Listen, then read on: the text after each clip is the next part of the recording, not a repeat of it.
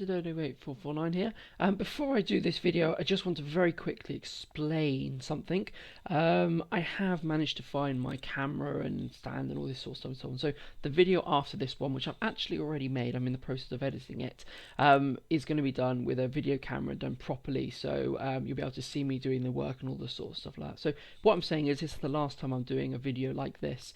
Reason why I'm saying that is because I was about to upload this video. I watched it and I thought there's no way I can upload a video like that. It just looked awful. It didn't flow. It was about 9 minutes or something, and there was like nothing really to watch. So I've restarted this video. Unfortunately, I've already done the work on the layout. As I said, I've already done the next video, so I can't go back and do what I can't go back and basically redo this as a proper video. So we're going to do this quickly. I'm going to try and shorten it down, so I might talk quite quickly and I'll just pick out on the main points of what happened in the baseboard and so on. So let's get started. As I said, I'm going to try and keep track of everything. So this is what I brought on my first purchase. Came to about £25 in there. There's track, paint, glues and everything. Baseboard. So I'm just going to stay here just for a second and explain a bit more. In my opinion, the baseboard and the track are the two most important things on a layout.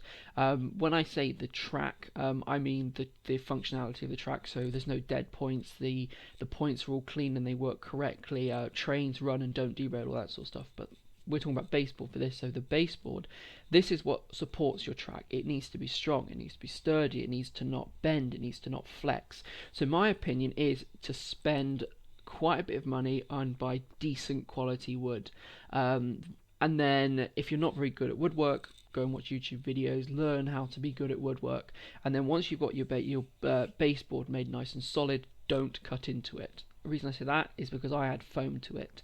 If you cut into your baseboard, you have in effect the rigidity has gone. I've done it before and it didn't work too well. So I put foam on top of the baseboard. As you can see, there's about an inch of foam there. The reason for that becomes obvious within the next few pictures. You can see the right hand side of the layout there. I've cut into the foam. Now if I was on a baseboard, I'd have to cut into the wood. As I said, that is not very good. As I've got an inch of foam, I can cut into the foam. If you wanted to do anything deep, you can obviously just, you could have like 2 inches or 3 inches of foam. Then you can really cut into it to make I don't know, valleys and so on into it. You can also obviously stick on top of the polystyrene. In my case, you can use foam, which to build up. And I really think that's a lot better way of doing it than trying to affect the baseboard in any way. So this is when I started working on the actual layout that I'm actually going to be making. Now is what I did here. You can see the general shape of it. Now you see the tacks there, they're really good, especially when working with foam. You're able to push the tacks in which actually hold the track. Now obviously this is flexi track, and thankfully I was able just to hold it. Now with the tacks in place, it means that I can then just draw around it. I used the black outlines you can see there for the track, and the blue is for the scenery options that are going around it.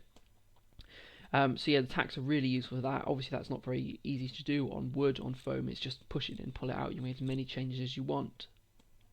So this is when I started to shape the scenery. As you can see, I'm cutting away the hills, I don't want it to be a flat top, so as well as cutting away, you can see me shaping out the river and so on. I then also lifted in various places. You can see on the right hand side, about halfway down the layout near the point now, I've actually lifted it. I've just taken off cuts and stuck them on. A few more pictures of that. I did the same at the far end. It just gives the layout terrain a bit more, just a lot better look to it, in my opinion. You don't need much. I just didn't want it to be too flat. So shaping the river here, I'm trying to make it all work together. In a minute you'll see a comparison of before and after. You can get an idea of shape of what it is. Obviously the track is going to go, there's going to be 2 bridges in there as well, quite close together. But that should fill out quite nicely. I then put filler on top of it. Your basic options are PVA, plaster or mod rock as it's sometimes called, and filler. Okay, filler again is type of plaster type thing, but filler's quite good. You can buy in a tub like I did, straight out of the pre-mixed, straight out of the tub onto your layout, spread it out quite nicely. So here's the river after I've added some filler to it. As you can see, I've now got a really nice kind of river basin shape that comes down to the middle, where that's obviously the deepest, the lowest point. And now when we compare that to how it used to look, you can see what a dramatic change it now has. It now looks a lot more like a river. There's your basic shape to it. I think it just looks really good. Now the filler obviously helps with that. It fills in the gaps, it fills in the joints and everything, which is really good. Now I'll just say, when working with filler, as it dries, I would keep rubbing it.